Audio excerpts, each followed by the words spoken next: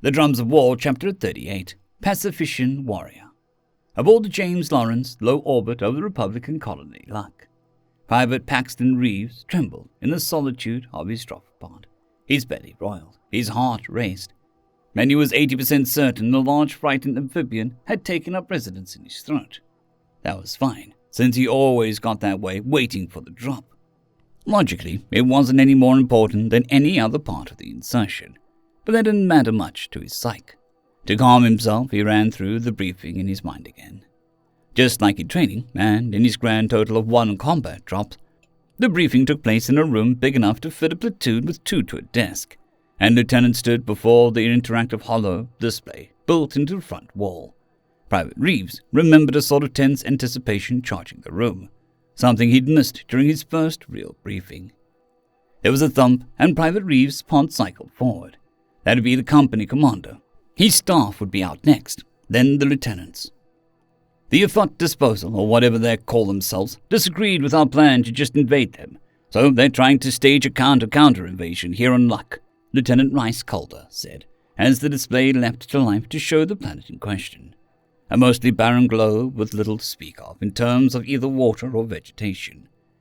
This is important because Luck is right smack at the Widdershins' end of the glassed gulf.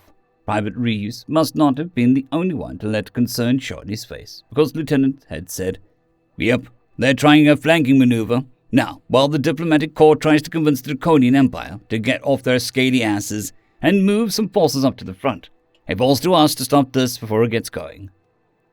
There was another thump, and Private Reeves focused on his recollections to stop his hands from visibly shaking his armor. Luck has barely gotten started and was a live-on terraforming operation. So there's only one settlement to speak of, maybe some 50,000 people there. All of the other residents are homesteaders along the Green Belt, or active ecology engineers pushing towards the poles. We don't have any info on the homesteaders, but the enemy managed to overwhelm a frontier settlement. I expect you know what that means. Private First Class Canon Jarreau muttered darkly, "That means they didn't take it unbloodied." Lieutenant nodded and gravely said, "We have a final transmission from the holdouts. They fought to the last man and woman. A lot of teenagers weren't taken alive either." Even Private Reeves' memory, the anger in that room was almost a physical thing, connecting the infantrymen and pulsing among them, and in the present there was another thump, and his drop pod shuddered forward once again. "We won't worry about the homesteaders. Our main concern is the settlement, which the enemy is in the middle of converting into an FOB for their attempt to flank down the glassed gulf."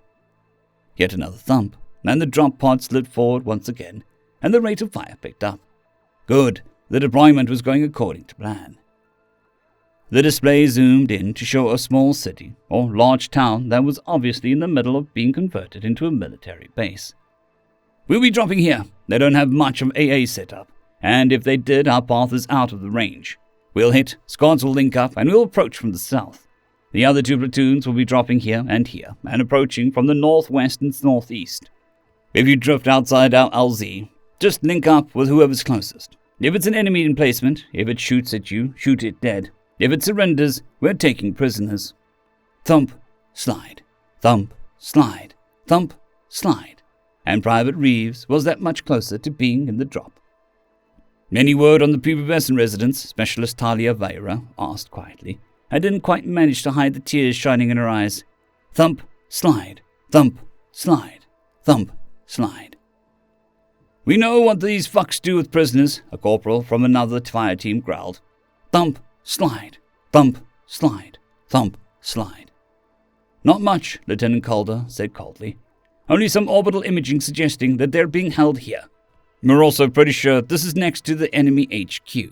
Thump, slide, clang. Private Reeves' shaking stopped, and he was slammed against his restraints as his internal inertial dampener field spooled up to compensate for the firing. Just a few minutes of freefall, and he'd be able to move and fight. He knew he couldn't hear anything, but Private Reeves imagined that he could hear the wind whistling as he entered Luck's atmosphere. Since he was out, he figured he might as well take a look at where he was pointed. A few quick taps, and his faceplate created an illusion that the drop pod was translucent around him, and some helpful dots and lines highlighted the LZ and his current flight path. "Flight path good," he muttered.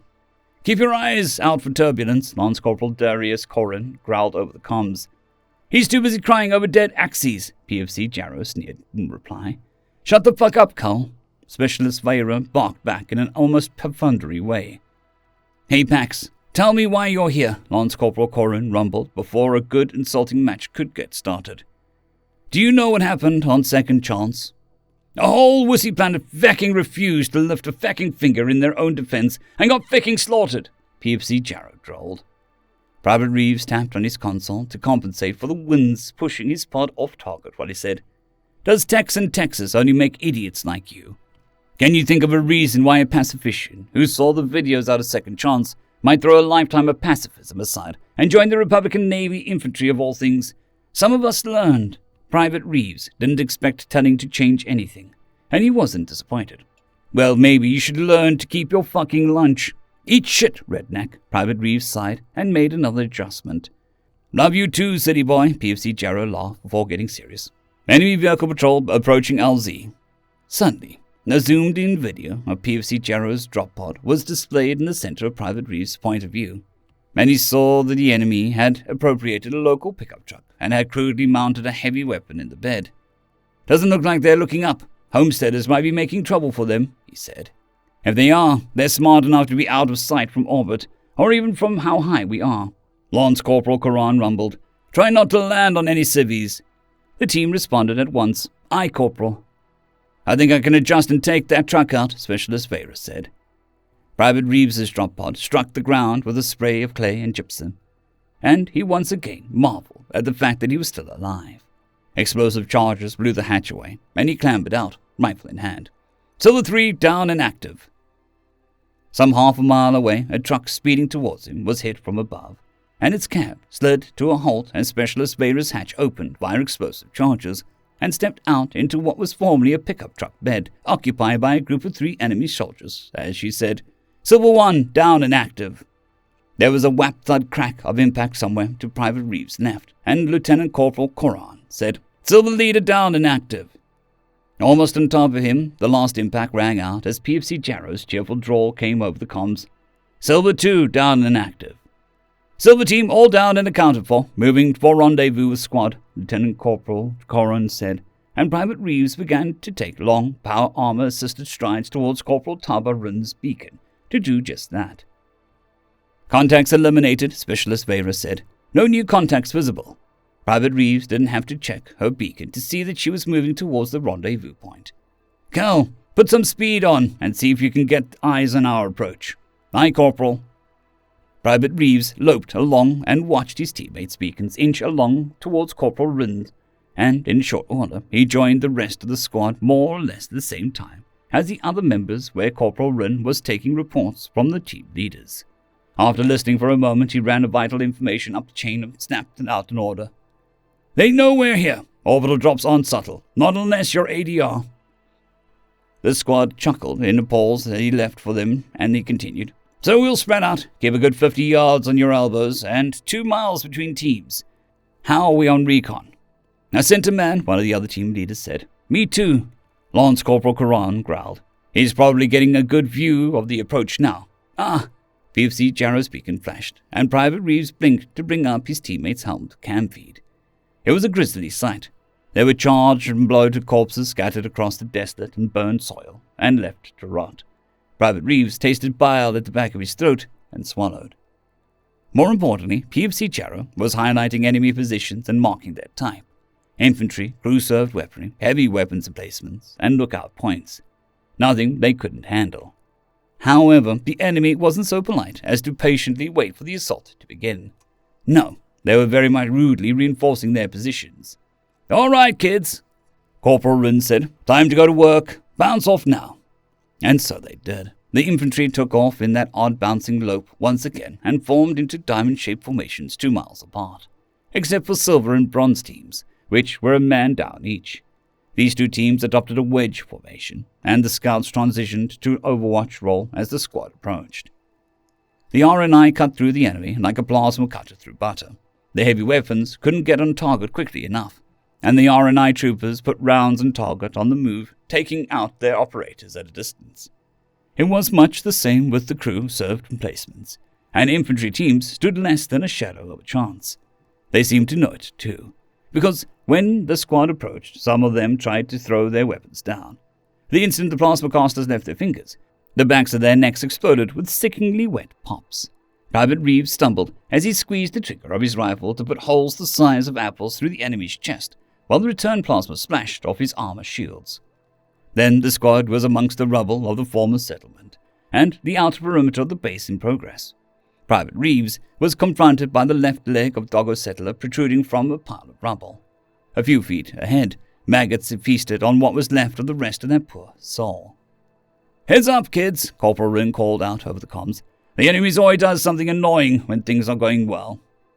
Hot plasma from a half-dozen infantrymen splashed off Private Reeves' power armor.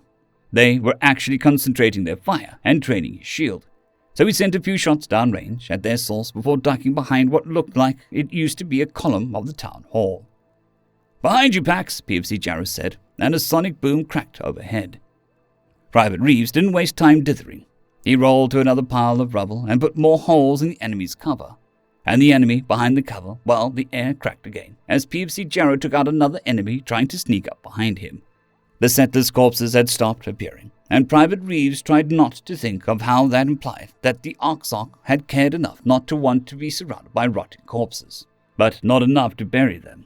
But that was made easier when someone from another team broke in over the squad-wide comms. "Man down, armor failure, left leg, corpsman required." Specialist Vera answered. "Corpsman on the way, sit tight." "Pax, tighten up with me, Kel, over here." Lance Corporal Coran snapped out, and Private Reeves changed direction and charged the two remaining enemies. Luckily, they panicked and got up to run, which put them right in Lance Corporal Coran's line of fire. They realized this, cast down their weapons, and subsequently found their spines exploding, just like every other Exarch who had tried to surrender. "Joseph, Mary, and all the saints," Lance Corporal Coran shouted. "The enemy isn't supposed to be destroyed after they decide to stop being the enemy." "Somebody should tell them that," PFC Jarrow drawled lazily. "I aim to," the non-com growled in reply. "Shields down to 70%, Private Reeves called out. "Check your levels." 58%, Specialist Vera answered. 84 here, Greenie, PFC Jarrow added. 54, Lance Corporal Coran rumbled. Explosion sent rubble tumbling from the pile Private Reeves was taking cover behind, as another appropriated local pickup truck bore down on his and Lance Corporal Coran's position. Private Reeves rested his forearm on the chunk of rubble, lined up his shot, and squeezed the trigger. The truck's windshield shattered. The driver suddenly found himself with an uncomfortable set of holes in his chest and lost control of the vehicle, sending it into a rolling tumble. "Man down," said someone from another team over the squad-wide comms. "Helmet failure."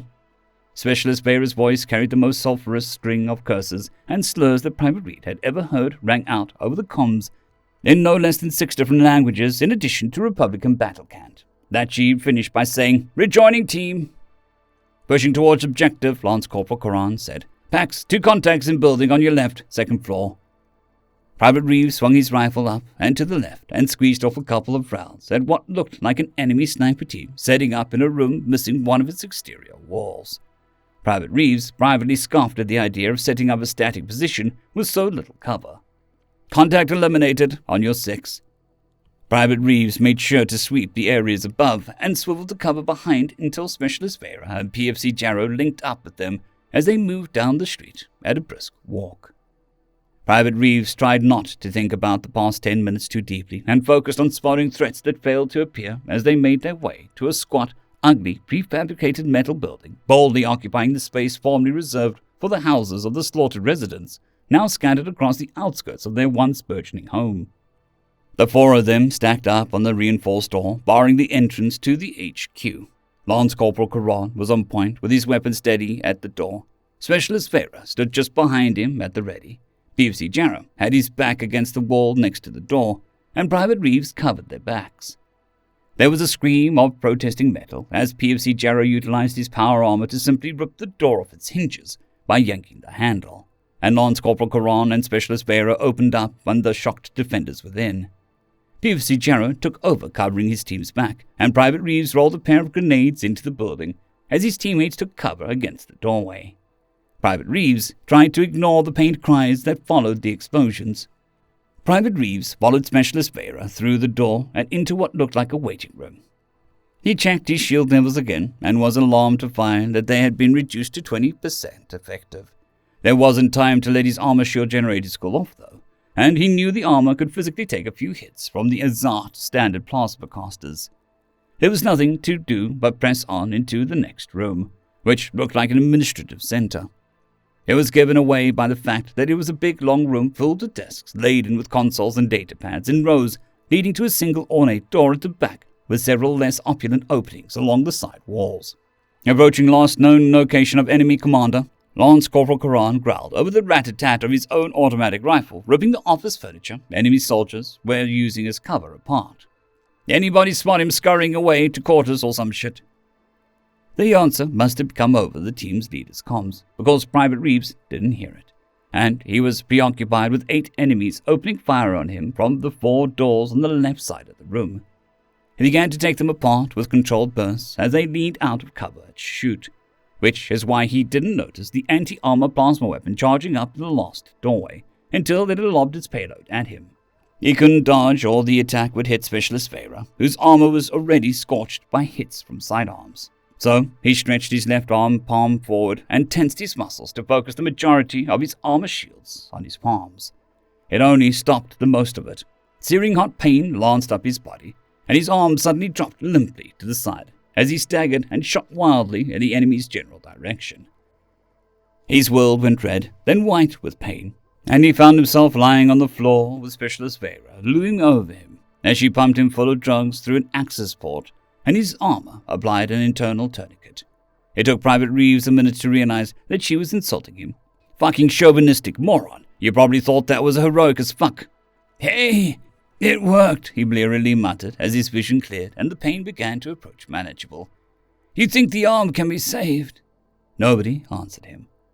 Private Reeves looked down at the bloody mess of gore and scorched flesh that used to be his left arm and simply said, "Oh." The sounds of battle outside the HQ came in sporadic bursts as the silence hung between the team like an unwelcome guest, until he scrambled to his feet and said, "Well, the objective is right there. Cal, check the perimeter. Talia, stow Pax's rifle for him. Pax, tap your fingers to your thumb on your right hand for me." Lieutenant Corporal Corrin snapped out. "Aye, sir," Private Reeves said, as he did as ordered. "Don't sir me, I'm a Lance Corporal," Corrin replied perfunctorily, as PFC Jarrow completed his circuit with a spent grenade discharge in one of the doors along the left wall. "Clear," he said, and joined the door stack in the same position he had occupied on the entrance to the headquarters. But instead of ripping the door off its hinges, he simply turned the handle and pushed. It opened with a squeal of metal sliding on metal, and Private Reeves tasted bile in the sight it revealed. As expected, the enemy commander's office contained a sacrificial altar. But what was not expected was for there to be a girl of 8 laid upon it. Her once caramel skin was gone grey. Her once hazel eyes had filmed over, and her once beautiful face was frozen in her final moments of terror and pain. Private Reeves' sidearm shook in his fist as he stared at the congealed blood spilling from the girl's slit throat. His breathing became ragged and heavy, his heart pounding against his armor, and there was a grinding sound coming from the general area of his teeth. The enemy commander, one of the half-priest, half-nobles swathed in expensive-looking robes, grinned and held up a small device with a button on the side, and pressed it. Every last member of the company outside the room decided it was vital to inform the rest of the company that the enemies had all just blown their own heads off. "I surrender," came the enemy commander's voice, filtered through the translation software built into Private Reeves' helmet. In a fury, he dropped his pistol, drew his bayonet, and crossed the room in the blink of an eye. His good arm blurred, and there was a sanguine line drawn across the throat of the Exarch's scarlet skin. Then he promptly retracted his helmet's faceplate and vomited on the floor. Some 3 or 4 hours later, Private Reeves was laid upon a med-bay bed back in James Lawrence, up to his eyeballs in very good drugs. The drugs were so good that most discomfort he felt was a slight itching from what was left of his bicep, where the stump of his arm ended. He was using his remaining hand to pick up the glass of water and scroll through information on his options for replacement arms, and was having sufficient trouble focusing on those 2 tasks that his mind hardly replayed his experiences planetside at all. By point of fact, he had only vomited once since the doctors got a hold of him. All in all, it wasn't the worst way for a recent amputee to be feeling. He was just getting ready to drift back into hazy dozing when his curtain around his bed parted and POC Jarrow stood in the gap with ears laid back and eyes narrowed to slits. Without a word, the feline man walked up beside Private Reeves' bed on the left side and thwacked him upside the head. "Ow!" the aggravated private said, offended that his teammate would hit him hard enough to feel through the drugs, keeping the pain and shock at bay. "Who the fuck do you think you are?" POC Jarrow snarled. "What the fuck, Cal? Who are you to just decide all by your lonesome to fucking execute a prisoner of war?" POC Jarrow asked with another cuff across Private Reeves' head. Private Reeves' stump flinched as he tried to raise his missing arm to block. He scowled down at the bandage-wrapped stump, then up at the glowering private and rejoined, "You think he didn't deserve to die?" POC punctuated his next statement with yet another thwack upside Private Reeves' head. "I'm saying that ain't your call, city boy. Would you stop fucking hitting me? Maybe if somebody had hit you, you'd fucking know better than to violate the fucking Pluto Compact. The Bloodskins never signed it. That doesn't matter. What makes them fucking barbarians is how they fucking kill and kill and kill for no good reason. They're fucking savages. But we ain't. You get that through your thick fucking skull, or I'll beat it in."